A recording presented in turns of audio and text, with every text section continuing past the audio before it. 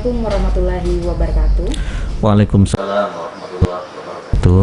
Terima kasih kepada Bapak Korsek Bawaslu Kabupaten Berau yang telah hadir pada kesempatan siang hari ini, yaitu mengikuti podcast pada hari ini. Di sini kita akan ngobrol santai-santai aja nih Pak. Siap.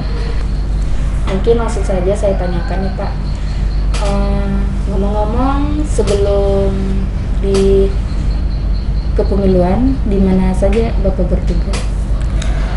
Ya, terima kasih Mbak Cassandra atas undangannya di podcast ya Bawaslu Kabupaten Berau, dan mungkin ini adalah awal ya proses kita. Saya ucapkan sekali lagi saya ucapkan terima kasih. Berbicara tentang masalah biografi mungkin ya, saya sebelum di Bawaslu Kabupaten Berau sebenarnya cukup banyak melanglang buana di berbagai pekerjaan dan instansi, juga mungkin di berbagai organisasi. Salah satunya mungkin sebelum saya terjun di lembaga pemerintah, kebetulan saya banyak berkecimpung di berbagai perusahaan ya. Salah satunya ada di konsultan BPPT dulu, itu tanaman tebu rakyat. Terus pernah jadi konsultan perusahaan semen 3 roda. Ada juga pernah kami di koordinator SMP terbuka yang diinisiasi oleh Kementerian Pendidikan dan Kebudayaan, kebetulan untuk wilayah Jawa Timur saya. Dan begitu ke Berau, saya memulai karir itu adalah mengajar. Yang pertama itu di SMA Negeri 2 Berau, dan waktu itu sekaligus merangkap sebagai kepala sekolah di SMK Kesehatan atau SMK Sehat Persada Kabupaten Berau. Dari Bapak mengajar di SMK dan menjadi kepala sekolah, apakah status Bapak sudah menjadi ASN?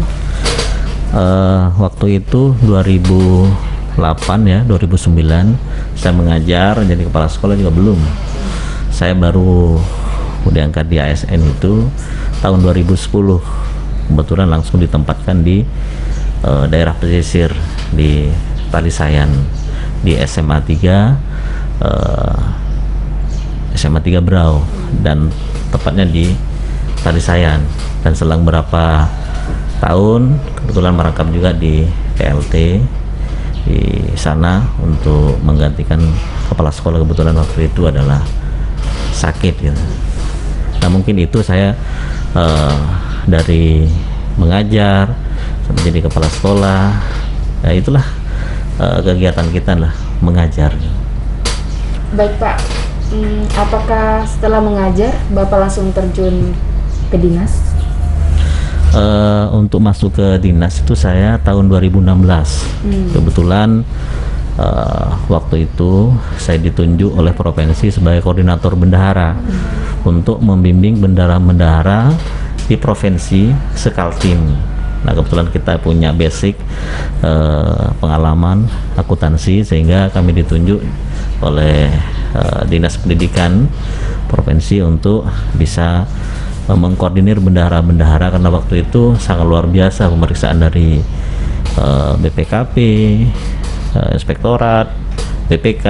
Karena banyaknya temuan, saya diminta untuk menjadi koordinator bendahara untuk bisa membimbing bendahara-bendahara yang ada di Provinsi Kalimantan Timur ini. Terkait kapan saya masuk ke instansi dinas, itu tepatnya di bulan Juni tahun 2016 langsung ditarik ke Dinas Pendidikan.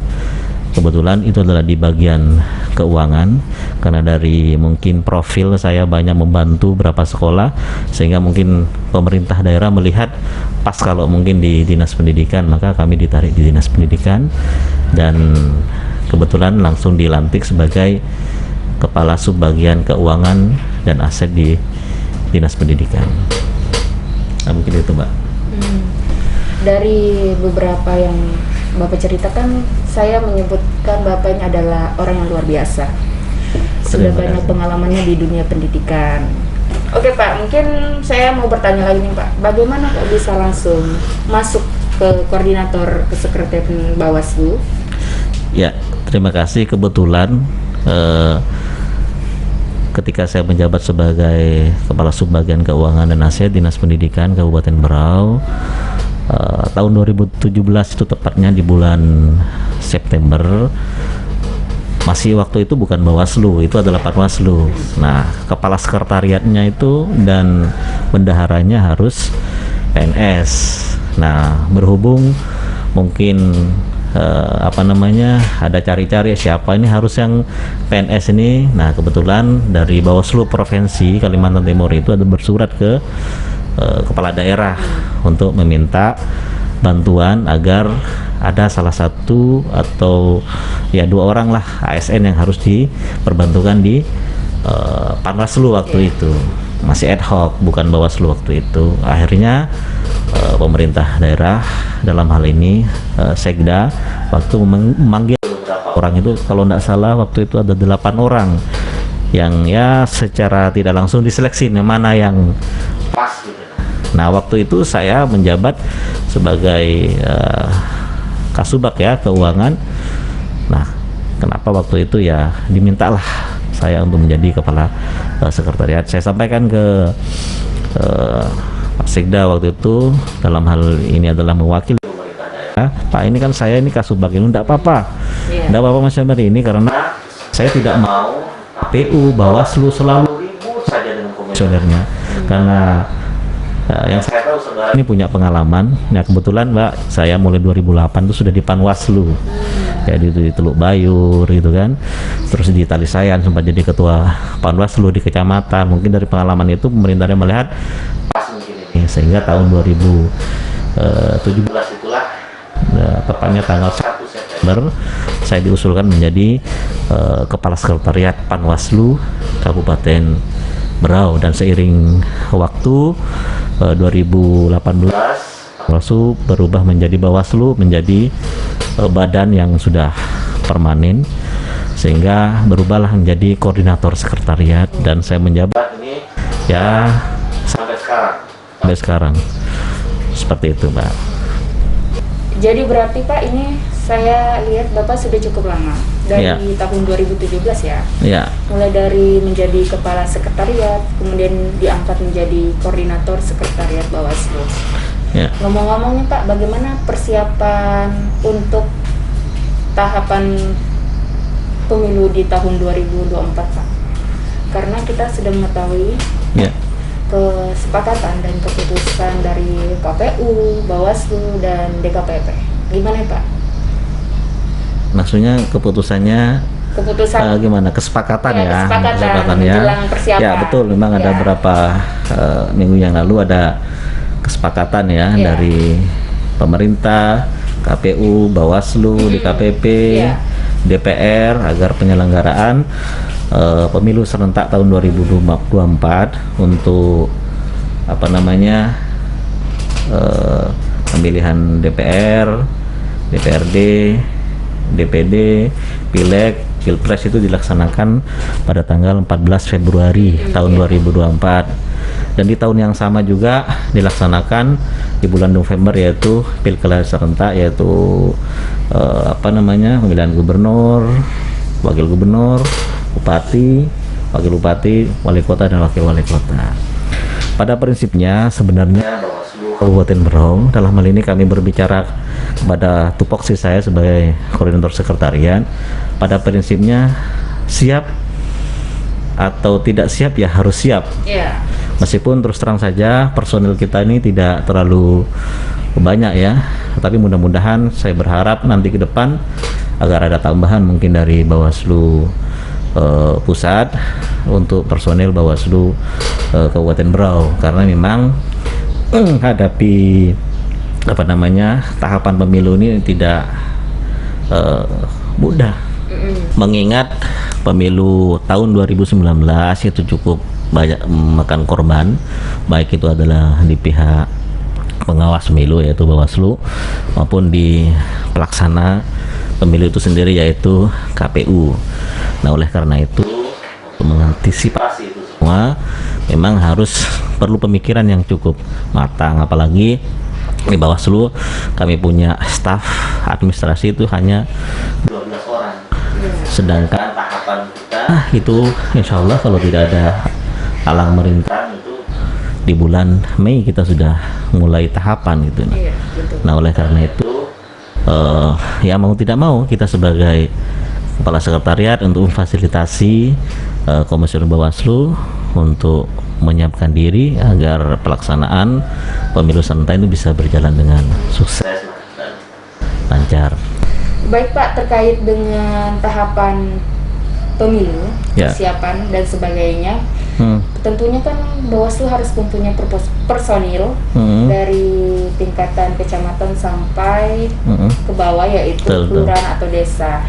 Gimana nih Pak persiapan perekrutan, apakah dimulai sebelum tahapan atau gimana nih Pak?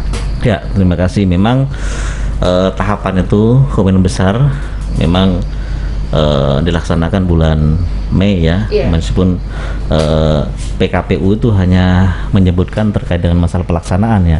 Tahapannya itu pas mulai kapan, tapi kita mencoba mendengar, menelaah itu sekitar bulan Mei.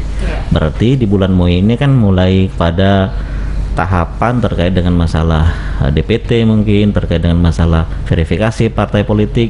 Nah mungkin untuk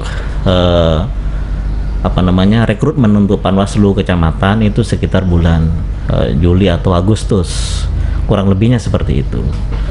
Nah untuk mempersiapkan ini semua tentu kita di Bawaslu Kabupaten Berau akan menyiapkan Pokja, kelompok kerja untuk perekrutmen itu sendiri.